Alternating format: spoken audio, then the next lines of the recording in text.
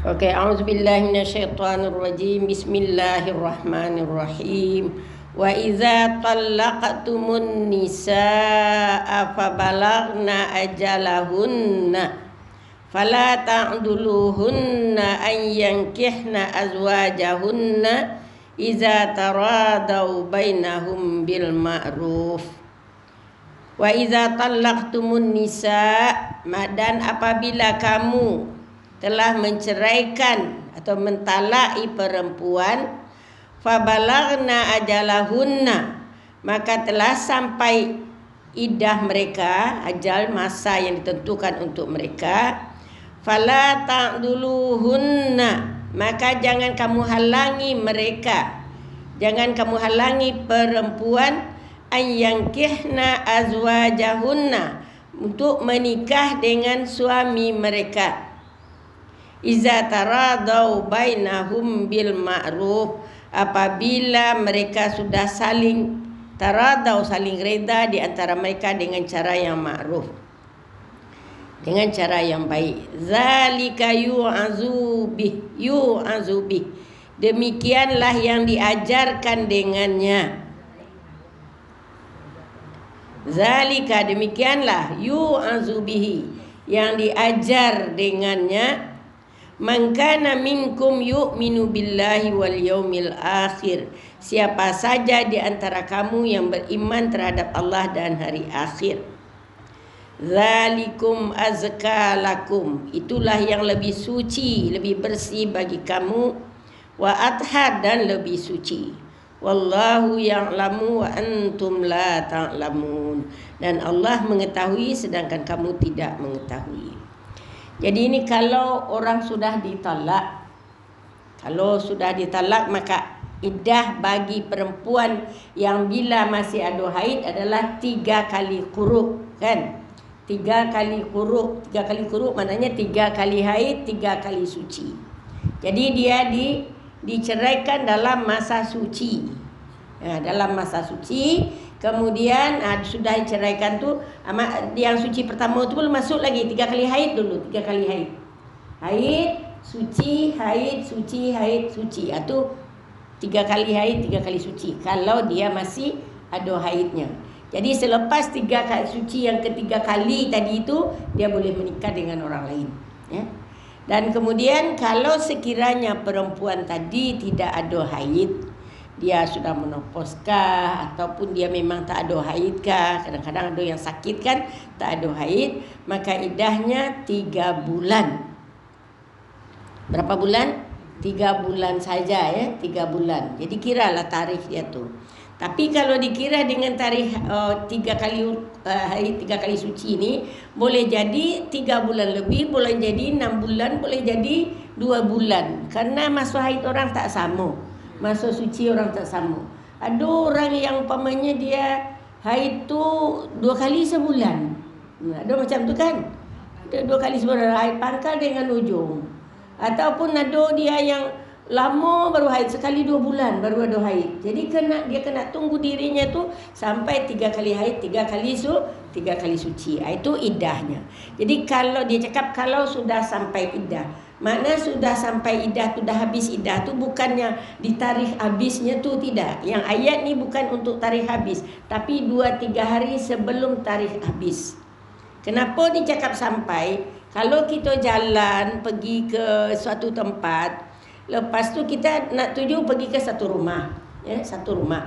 Kemudian baru saja nampak daerah tu, apa kita cakap? Kita dah sampai dah. Tapi betul-betul dah sampaikah kita? Belum. Maknanya di destinasi tu hampir sampai, tapi kita dah sebut dah sampai. Macam itulah iddah tu. Maknanya bukan di tarikh habisnya tu.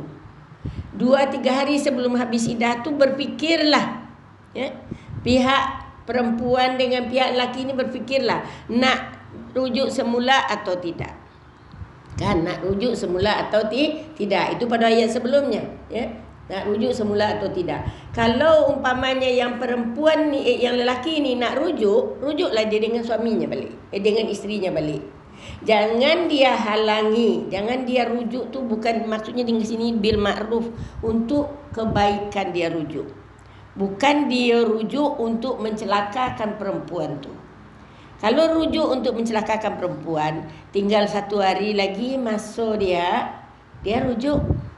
Lepas tu dah berapa, sebulan 2 bulan kahwin, dia talak balik. Jadi maknanya tu menganiaya. Tapi kalau dia memang rujuk tu dengan niat yang baik, maka tidak bolehlah pihak wali atau pihak keluarga daripada perempuan untuk menghalanginya. Fala ta'duluhunna ayyankihna azwajahunna. Jangan kamu halangi mereka. Iaitu pihak wali jangan halangi anak janda tadi tu, anak kita tadi tu untuk berkahwin dengan suaminya balik. Walaupun umpamanya kita tak setuju. Kalau kita rasanya macam nak berulang je. Tapi kalau umpamanya memang dia nak bersatu balik, dah taradau, dah saling reda meredai, maka dibolehkan mereka untuk rujuk. Jangan dihalangi. Tak boleh keluarga menghalangi. Itu satu. Kemudian fala ta'duluhunna ni ada lagi pengertiannya. Kalau suami ni masih ada 1-2 hari lagi, maka dia tidak boleh, dia kata dah habis iddah tu, dia tidak boleh halangi bekas isterinya ni nak kahwin dengan orang lain. Karena kadang-kadang pihak suami ni dia dendam dengan isterinya tu. Karena dia dah cerai, terasa dia macam diperlekehkan, maka baru je nak habis iddah tu dia rujuk balik. Sebenarnya hatinya tak ada pun, tapi nak balas dendam, itu tidak boleh. Itu tidak boleh. Maka jangan kamu halangi pihak suami, jangan halangi isteri ini nak menerima pinangan orang lain kalau dah habis iddah dia. Jangan dihalangi. Jangan berkahwin tu kerana dendam, kerana sakit hati. Kerana saya terbaca satu cerita kan.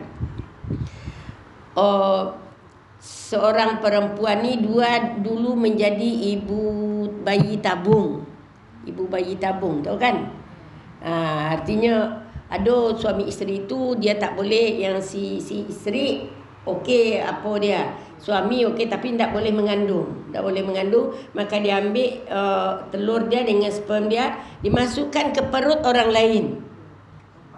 Dengan jadi bayi tompang, kan ibu tompang. Jadi dimasukkan ke perut orang lain. Kemudian sudah lahir anak tu, serahkanlah kepada pihak apa tu. Jadi yang si perempuan tadi tu menjadi ibu tompang kepada seorang anak. Jadi dah lama-lama dah pisah mereka tu dah lama. Akhirnya yang si anak ni terjumpa dengan ibunya ni. Terjumpa ibunya tu macam ada rasa dekat dengan dia, tapi tak tahu apa yang menjadikan rasa dekat dengan dia. Padahal dengan ibunya yang sebenarnya tak ada pula rasa dekat dia. Jadi akhirnya yang perempuan ni dia pun sudah ada orang lain nakkan dia. Ada orang lain nakkan dia yang bekas suaminya tadi tu tak tahu lah. Jadi ada orang lain nakkan dia. Dia dah terima dah pinangan perempuan. Tapi kemudian perempuan tu bagi tahu bahawa dia dulu pernah mengandung, tetapi dia bukan berzina. Banyak orang yang minat dengan dia, tapi kerana kisahnya macam tu orang tinggalkan dia. Karena tetap juga anggapan tidak baik. Walaupun benda ni dah lama lah, tak ada salah perempuan ni, tak ada salahnya. Dia terima tu kerana dia nak ubat bapak dia sedang sakit. Terima duit kan. Tahu bapaknya marah dia, artinya bapaknya pun meninggal juga. Jadi dia pun terasa bersalah dengan bapaknya. Dan kemudian yang lelaki tadi berminat dengan dia, sesudah dibagi tahu, akhirnya dia mau jugalah. Sebelum tu datanglah bekas yang apa ni, suami daripada yang bayi tompang tadi tu, suami bayi tompangnya tadi tu datang terjumpa. Kemudian dia nakkan kahwin dengan orang tadi ni. Kerana orang tu dulu seolah macam orang gaji dia lah, namanya kan, nak kahwin. Dan nampak daripada lelaki yang seorang ni tak mau. Mula-mulanya dia dengar bahawa perempuan tadi itu adalah bagi tumpang, dia tak ada selera dengan perempuan tu lagi. Tapi kerana dia tengok ada orang nak kahwin dengan perempuan ni, dia tak boleh dengan dia. Saya nak kahwin juga dengan orang ni. Jadi happy lah yang perempuan tadi bahawa ada orang yang mau dengan dia kan. Padahal dah banyak dia gagal. itulah senang hati betul. Rupanya yang laki-laki ni nak kahwin tu kerana dia cemburu dengan lelaki yang seorang tu, yang ibu tumpang tadi, dia kahwini. Selepas dikahwininya, kemudian dia perlakukanlah tak betul. Dia nak balik. Dia cakap dia kena sakit hati. Kena sakit hati. Itulah mengahwini orang tu bukan dengan tujuan yang baik. Kemudian dia tak gauli perempuan ni, tak ada gaulinya. Kemudian dia main dengan perempuan lain, kemudian dia kahwin dengan perempuan lain. Kalau yang perempuan ni nak keluar dari rumah pun dia tidak bagi izin. Kadang-kadang kalau kau keluar daripada rumah bermakna kau derhaka pada suami. Macam lah. Padahal yang dia tu keluar pergi joli-joli dengan orang lain. Itulah orang yang tak betul. Jadi di sini dinyatakan, tidak ada kaitan dengan ini tu kan, tapi adalah kan niat perkahwinan tu, niat perkahwinan. Jadi di sini dinyatakan fala ta'duluhunna, jangan kamu halangi mereka ayyankihna azwajahunna, menikah balik dengan suami mereka. Iza taradau bainahum bil ma'ruf, kalau sekiranya mereka sudah saling redai dengan cara yang makruf. Jadi kalau tak boleh pihak bapa dia ke ibu dia ke saudara dia tak boleh menghalangi perempuan tu nak kembali kepada suami dia. Okey. Dan kemudian tidak boleh pula si suami untuk kembali kepada isteri ini dengan tujuan untuk mencederakan, untuk melepas dendam. Jangan halangi dia untuk kahwin dengan orang lain kalau ada orang lain yang nakkan dia. Itu makna daripada fala ta'duluhunna tadi itu ya. Zalika yu'azu bihi man kana minkum yu'minu billahi wal yaumil akhir. Demikianlah Allah ajarkan, beri pengajaran, bagi tunjuk ajar. Kalau kamu beriman dengan Allah, maka kamu jangan langgar apa yang dibagi tahu Allah. Jangan halangi orang tu.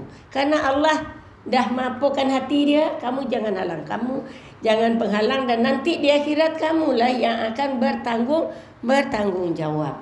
Jadi kalau ada iman dengan Allah, dengan hari akhirat, jangan buat perkara apa-apa di dunia ni yang akan boleh merosakkan kita di akhirat kelak. Karena kadang-kadang satu pun akan kita pertanggungjawabkan di akhirat. Saya ingat siapa ceramah daripada Ustaz Samad, dengar. Kalau dosa dengan Allah, kita istighfar, diampunkan Allah. Berapapun banyak dosa kita istighfar, diampunkan. Kita berwuduk, diampunkan. Kita salat, diampunkan. Kita bersedekah, diampunkan. Ya. Tetapi kalau dosa dengan manusia, walaupun 7 hari 7 malam kita sujud di Kaabah, kata dia kan, Allah takkan ampunkan sebelum kita minta maaf dengan orang. Itu dunia ni. Itu yang kadang-kadang membuat kita menjadi muflis, karena kita berdosa dengan sesama kawan kita, menyakiti hati kawan kita. Sebelum orang tu memaafkan kita, maka tak ada cerita Allah akan ampunkan. Jadi kita tahu bahawa kita tak lama kita di dunia ni dah. Semuanya kita memang nak pergi juga ke akhirat tu. Jadi kena bersedia. Jadi minta maaflah kalau terasa bersalah, baik kepada menantu kah, kepada anak kah, kepada suami kah, kepada cucu kah, pada siapa saja kita kena minta ampun dan minta maaf. Ya. Karena Allah katakan di sini, man kana minkum man kana yu'minu billahi wal yaumil akhir. Siapa yang merasa dirinya beriman, maka dia tidak boleh membuat perkara yang akan menghalang orang ni nak kahwin. Itulah contoh apanya di sini kan, kaitannya di sini. Tapi kita kadang-kadang ni sakit hati kan, sakit hati anak kita dah dibuat orang macam tu. Kemudian kita geram, kita sakit hati. Jadi nyo nak balik-balik, tak payah kau lagi. Kalau kau balik dengan dia, kau nak kuakui sebagai anak. Anak di mana letaknya? Orang yang memutuskan silaturahim haram masuk surga. Walaupun dia seorang ahli ibadah, walaupun dia seorang ahli dermawan yang suka berderma, walaupun dia orang yang suka beribadah, walaupun dia sebaik mana pun, bila dia putuskan silaturahim, la yadkhulul jannah, tidak akan masuk dia ke dalam surga kalau dia memutuskan silaturahim. Jadi ini kita kena hati-hati ni. Kadang hati kita sakit kan. Dah kita nak tegur kawan. Kalau dia nak tegur 3 hari dah masuk, dah memutuskan silaturahim. Sikit nak datang kita. Pergi kita minta maaf lah kalau rasanya kita bersalah. Kalau tak bersalah pun, supaya jangan kita memutuskan silaturahim walaupun orang tu bersalah, pergilah kita tempat dia. Tak peduli siapa yang salah, siapa yang dulu minta maaf, itulah yang mendapat tempat tertinggi di akhirat. Ya. Siapa yang minta maaf walaupun dia tidak salah. Jangan kemukakan ego kita di dalam hidup, karena ego tu daripada syaitan. Ya. Jangan dipelihara syaitan tu, anggap dia sebagai musuh, karena dia memang musuh kita. Okey, zalika yu'azu bihi man kana minkum yu'minu billahi wal yaumil akhir. Itulah yang diajarkan oleh Allah bagi siapa? Bagi orang yang beriman dengan Allah dan hari akhir. Zalikum azka lakum. Itu yang lebih suci bagi kamu.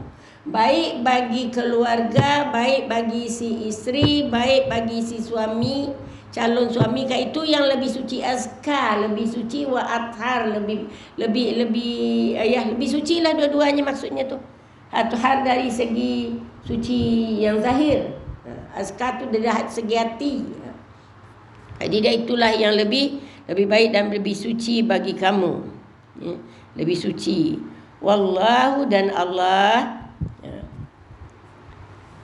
Allah, ya'lamu wa antum la ta'lamun. Allah tahu sedangkan kamu tak tahu. Kenapa Allah jodohkan dia dengan orang ni? Allah tahu apa hikmah. Allah tahu apa hikmah. Walaupun kita rasa kenapalah dia berjodoh ni, kena rasa nampak di mata kita macam tiada, macam tak ada hikmah, tak ada kebaikan nampak. Tapi sebenarnya Allah tahu apa yang terbaik untuk seseorang tu. Ya. Apa yang terbaik untuk seseorang. Kalau kita tengok aja Allah rasa tak ada guna lah dia berjodoh dengan orang tu. Tapi sebenarnya Allah tahu apa tu. Mungkin untuk pengajaran kah, mungkin untuk ambil iktibar kah, macam-macam lah, untuk meninggikan darjat dia kah. Saya ingat adik saya kahwin awal. Dia kahwin awal dan saya jauh lebih awal kahwin dari saya. Lepas tu cerai dengan suaminya. Cuma suami pencemburu. Dia dengan abang ipar dia biasa dari kecil dengan abang tu. Jadi tengoknya dia baik dengan abang ipar, suami cemburu, marah. Akhirnya lama-lama dia cerai. Sudah cerai dah lama dah. Adik ni menjanda, kahwin dengan seseorang. Kahwin dengan seorang tadi. Orang ni sebenarnya orang ni mungkin baik asalnya tu. Karena dia anak dan isteri dia terkorban dalam satu bencana alam. Ada tanah runtuh, terkorban. Jadi mengikut pemikiran keluarga maka membolehkan dia kahwin. Karena orang ni dah kehilangan anak dan isteri, mungkin dia akan santun. Rupanya tidak. Tak ada santun dia. Tapi Allah bagi kurniaan, Allah bagi anak. Pada yang pertama kahwin tiada anak. Yang kedua tiada. Yang kedua ni dapat anak 2, tapi dia buat macam-macam dengan adik saya. Sedang mengandung tu dia ceraikan. Tu apalah hikmah. Itulah hikmah. Dia dapat 2 anak. Tu adik saya. Lepas tu dia kahwin seorang lagi, sebaik-baik manusia. Baik-baik manusia yang kahwin dengan yang ketiga tu sebaik-baik manusia, tak pernah marah, tak pernah dia menangis kerana dalam rumah tangganya tu. Sampai dia katakan teringin lah Ipah nak menangis kak. Dia bukan abang ni. Tapi tidak ada. Kalau dulu asyik berurai air mata je kata dia kan. Jadi sadar tak apa hikmahnya tu? Ada hikmahnya tu. Jadi apa saja yang dijadikan Allah untuk kita semuanya tu ada hikmah. Cuman kita kadang-kadang terlepas pandang. Baik keluarga pun terpandang. Tak sabar. Kita hanya nampak yang nampak tu saja kan. Jadi itulah dia hikmah daripada segala sesuatu. Jadi Allah begitulah ya. Jadi Zalikum azkalakum, itulah yang lebih baik, lebih suci bagi kamu. Nak kau jangan biarkan dia menjandolamu. Kalau sekiranya ada orang yang berminat dengan dia, jangan dihalangi. Kalau dihalangi, terjadi yang tak baik, susah. Tak boleh dia kahwin dengan suami dia, padahal dia nak berbaik semula. Kita jadi berdosa. Kerana kalau tak boleh tu mungkin dia curi-curi. Kenapa macam tu kan? Dia curi-curi. Begitu juga di si suami tadi, kalau ada orang lain yang nak dengan dia, mungkin rasanya lebih baik bagi dia, boleh dia akan mendapat kebahagiaan dengan orang tu. Biarkan, tu lebih suci kepada pihak suami, lebih suci juga kepada pihak keluarga. Jadi itulah yang ditentukan oleh Allah. Azka lakum wa athhar, itu adalah lebih suci bagi kamu semua. Maksudnya termasuk keluarga, termasuk suami, termasuk bekas suami, termasuk bekas isteri. Kemudian wallahu ya'lamu wa antum la ta'lamun, dan Allah Maha mengetahui sedangkan kamu tak tahu. Apa hikmah Allah jadikan dia macam itu, ya.